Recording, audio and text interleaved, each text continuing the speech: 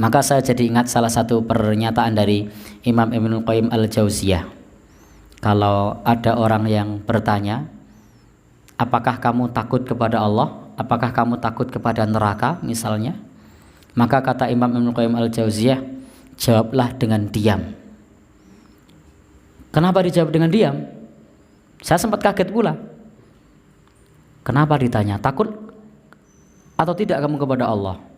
Kenapa disuruh diam? Beliau kemudian melanjutkan, karena kalau kemudian kita jawab, apakah kamu takut kepada Allah? Lalu kalau kita jawab takut, maka sesungguhnya kita telah berdusta.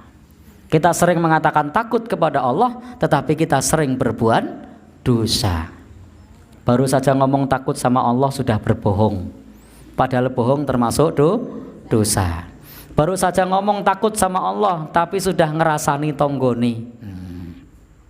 Apakah itu cerminan orang yang mengucapkan saya takut kepada Allah, lalu kemudian membuka aib tetangga?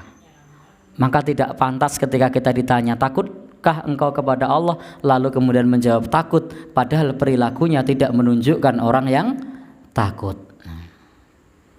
Bapak dan Ibu yang berbahagia yang dirahmati Allah, bagaimana kalau dijawab dengan tidak takut? Karena memang faktanya sering melanggar aturan Allah Subhanahu wa taala. Lebih lanjut lagi, Imam Ibnul Qayyim Al-Jauziyah menyebutkan, kalau kita jawab tidak takut kepada Allah, maka sungguh kita sudah kufur kepada Allah Subhanahu wa taala.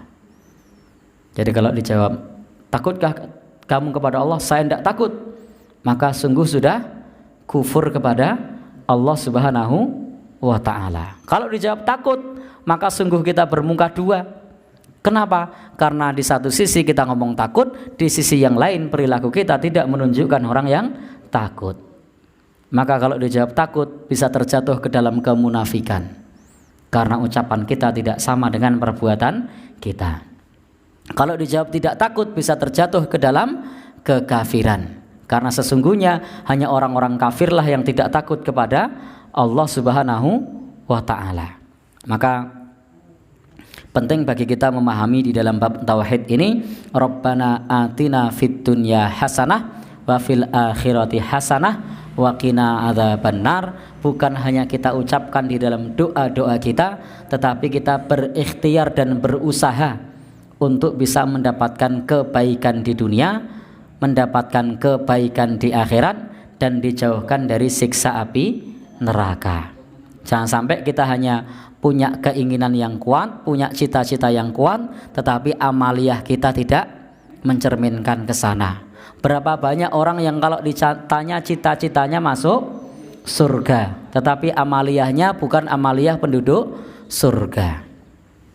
Saya beberapa kali membaca tulisan di kaos, kecil dimanja, remaja foya-foya, tua kaya raya, mati masuk surga.